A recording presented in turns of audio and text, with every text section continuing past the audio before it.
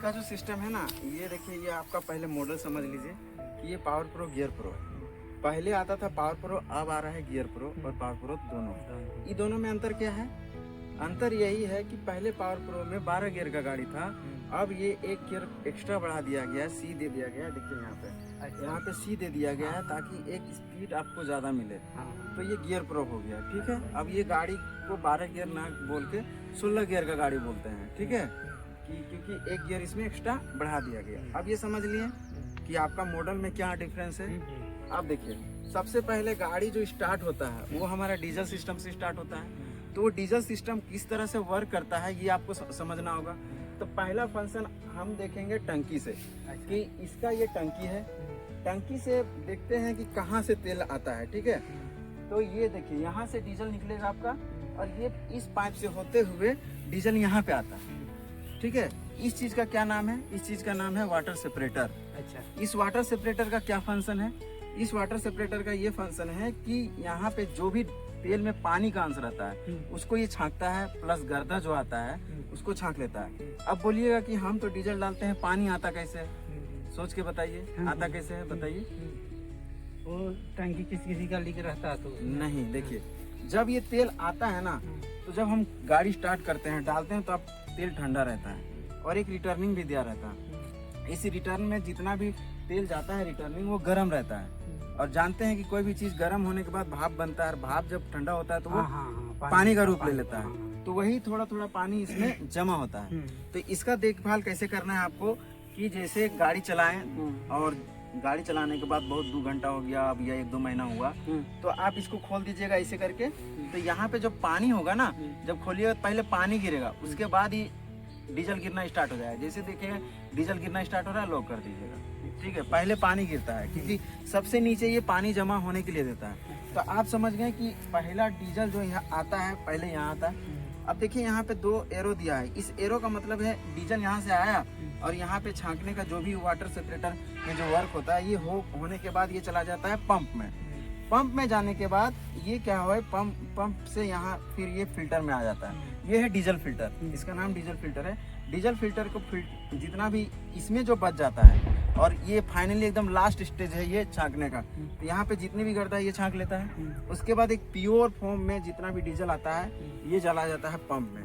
इस पंप में जाता है, ये नोजल के थ्रू पे इंजन में चले जाता है, तीनों इंजन में, हेड में, ठीक है। यहाँ पे देखिए तीन अथी है ये वायर। तो यहाँ 3 पिस्टन का गाड़ी है आपका, ठीक है। 1 2 3 3 पिस्टन पे फंक्शन हो रहा है। इतना जान गए। अगर इस लाइन में कोई दिक्कत होगा तो आपका गाड़ी स्टार्ट होने बंद होने में समस्या करेगा। अब होता क्या है कि बहुत दिन बाद, मैंने 1 साल 2 साल बाद ऐसा लगता है, कभी कभी ऐसा भी प्रॉब्लम देखा जाता है कि गाड़ी चल तो रहा है लेकिन आपको लगेगा कि इसका पिकअप जो है छोड़ रहा है। क्योंकि उस वक्त में ऐसा इसलिए होता है कि अच्छा से इसको तेल मिल नहीं रहा है। तो ये देखिए, ये जो टंकी है ना, इस टंकी के पीछे एक छोटा सा इतना लंबा सा जाली है। उस जाली को देखिएगा तो वो जाली को साफ करना पड़ता है। जैसे ये नट को खोलिएगा, ये वाला नट को, ये पूरा निकल जाएगा। तो वहाँ जाली है, जाली को साफ कीजिए, फिर से लगा दीजिए, वो आपको फिर ठीक हो जाएगा। अगर वो ठीक नहीं हुआ फिर यहाँ फंस जाता है। ये बेंजो बोल्ट को खोलिएगा, इधर भी और इसमें भी, तो इसमें भी गर्दा रहता है, वो क्लियर हो जाएगा। गर्दा का अगर गर्दा से ऐसा हो रहा है तो एक केस ये है, बाकी बात अगर इंजन से कोई प्रॉब्लम है तो वो दूसरा बात है, ठीक है। तो फिर मिस्त्री को देखना पड़ेगा। इतना समझ गए? अब आइए इधर, ये है बैटरी। आप जब भी निकल रहे हैं बैटरी कनेक्शन हमेशा ध्यान रखिएगा, कनेक्शन बहुत इंपॉर्टेंट चीज़ है, ठीक है। क्योंकि अगर आपका कनेक्शन लूज है तो कहीं से स्पार्क हो सकता है, कहीं से चिंगारी फेंक सकता है। उसमें क्या है कि फायर होने का चांस ज़्यादा रहता है।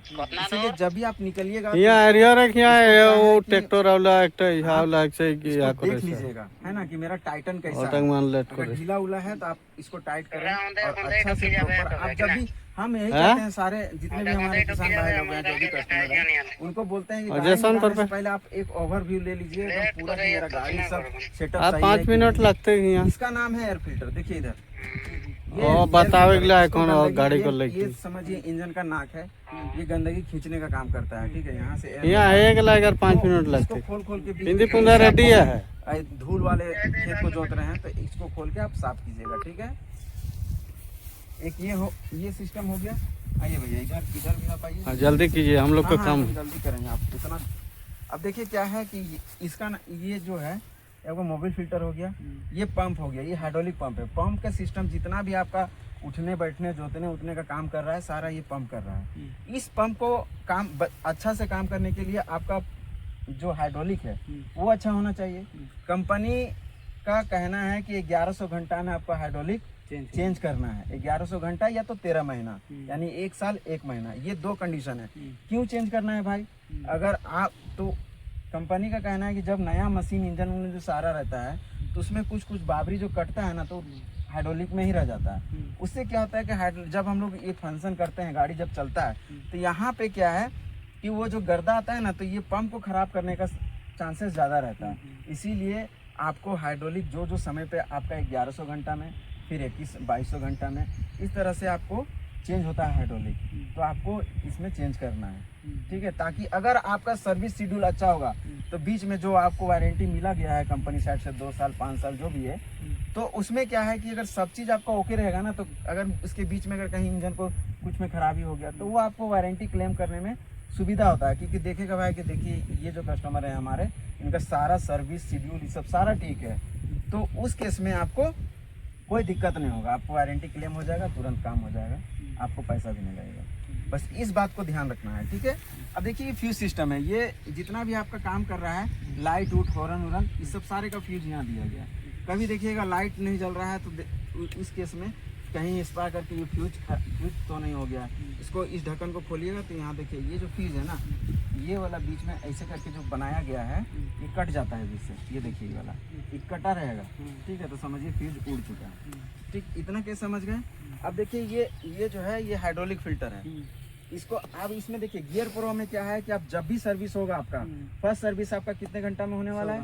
100 घंटा में होने वाला है। दूसरा सर्विस 500 घंटा में, यानी कि 600 घंटा टोटल, इधर 100 और उधर 500, ठीक है, 600 घंटा में करना है। तो हर एक सर्विस में आपका हाइड्रोलिक फिल्टर चेंज होगा। अगर ये गियर प्रो नहीं रहता तो आपको एक सर्विस छोड़ के एक सर्विस में उसको चेंज करना पड़ता है, लेकिन इसका ड्यूरेशन बहुत लंबा है, इस वजह से ये आपको हर बार सर्विस में चेंज करना है। दूसरा है देखिए ये लीवर फंक्शन देख लीजिए कि आप लीवर को किस तरह से काम करना है। आप जोतते हैं तो इसमें कौन सा यूज करते हैं? ये वाला। और ये वाला क्या है? ये देखिए ये जो है ना, आपको एक मीडियम कांस्टेंट जोतने के लिए, गहराई लेने के लिए ये छोटा वाला लीवर दिया गया है, ठीक है। फिर इसके बगल वाला क्या है? ये जो है ना, अगर इसको आप ऐसे दबा दीजिएगा तो थोड़ा सा रोटावेटर उठ जाएगा जहाँ उठाना है, और इसको ऐसे दबा दीजिए, इसका जरूरत भी नहीं है अगर हल्का से उठाना है तो, समझे? तो इस तरह से ये काम करता है। ये हो गया। अब देखिए गियर सिस्टम समझ रहे हैं, उधर से अगर ए लगाइएगा, A B C 3 गियर है और एक रिवर्स होगा, उसमें से 1 2 3, एक पहला ए लोड, बी भी लोड में है, और आराम से जोतना है। अब जोतने के लिए आप जो पूछ रहे थे कि जोतना कितना में है, तो इसका आरपीएम आप 1400 आरपीएम में भी जोत सकते हैं, 1450 में भी जोत सकते हैं, और 13.5 में भी जोत सकते हैं। आपको देखना है कि मेरा जो स्पीड है, हम जिस आरपीएम में जोत रहे हैं उसमें किस तरह से ट्रैक्टर पावर निकाल रहा है, उसको देखना है। अगर आप 1300 में जोत रहे हैं, अच्छा से अगर मिट्टी टाइट है तो उसमें पावर उसको ज़्यादा चाहिए। जल्दी कीजिए, गाड़ी लगा हुआ है रोड में। आरपीएम बढ़ाना है, उनको दे दीजिए ना, वो हटाना होगा भैया, हम लोग को जाना है। अब जल्दी कीजिए ना, थोड़ा सा कर दो ना बाबू। कर रहे हैं, जल्दी कीजिए। तो ये समझ लिए। आप डैशबोर्ड में समझिए कि ये जो है ना, ये देखिए तेल का है, ये स्पीड का है, यहाँ घंटा दिखाएगा, और ये जो है इधर देखिए ये गर्म वाला है। हीटिंग सिस्टम में आप देखिएगा कि गाड़ी अगर आपको हरा सिस्टम में ज़्यादा चला गया, हरा से इधर आ रहा है, तो आप समझिए कि आपका गाड़ी ज़्यादा हीट हो रहा है। उस केस में थोड़ा सा गाड़ी आप बंद कर दीजिए और हीट को कूल होने दीजिए, ठीक है। और कभी कभी ऐसा केस होता है कि हरा में भी है लेकिन हीट भी हो रहा है, हरे में है, तो भी उस टाइम क्या होता है कि आप एक थर्मोस्टेट बल्ब उधर दिया गया है, उस थर्मोस्टेट बल्ब आपको इधर दिखा देते हैं, थर्मोस्टेट बल्ब किसको बोलते हैं, ठीक है।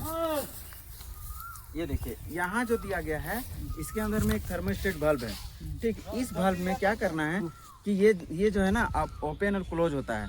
उस केस में जब ये ज़्यादा हीट होने लगता है तो क्लोज सिस्टम में ही रह जाता है, ओपन नहीं हो पाता, इसके वजह से इसका हीट बाहर नहीं आता है, ठीक है। तो ओपन कैसे करना? इसको कुछ नहीं, ये खराब होगा तो इसको चेंज करना रहता है, ये जो नट खोल के चेंज करके फिर दूसरा लगाइए, फिर ठीक हो जाएगा आपका, ठीक है। ये समझ लिए आप।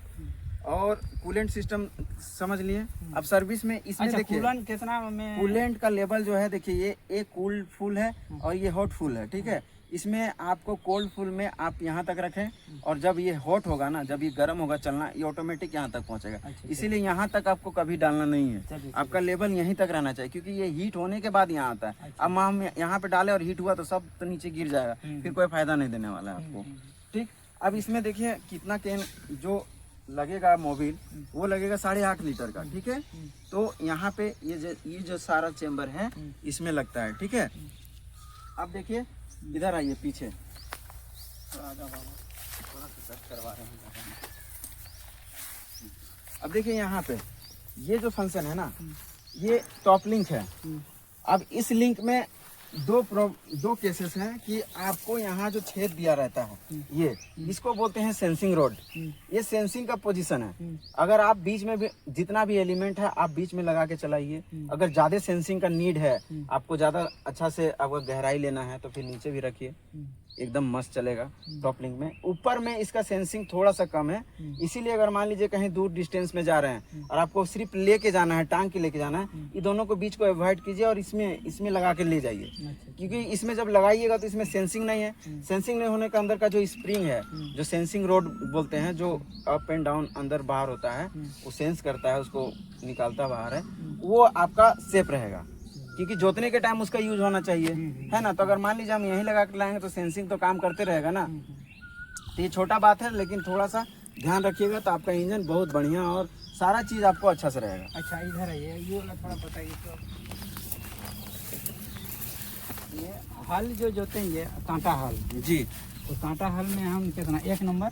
हाँ 1 नंबर में जोतिए। हाँ, और 1 नंबर में जोतिए, उधर ए लगा लीजिए, ठीक है। ये हाँ ए लगाइएगा। हाँ, उसके बाद अच्छा, सी नहीं लगाना है। सी बहुत स्पीड गियर है। ये अच्छा, सिर्फ अच्छा। जगह मान लीजिए डाला में चल रहे हैं, ठीक है। थोड़ा दूर जाओ बाबू।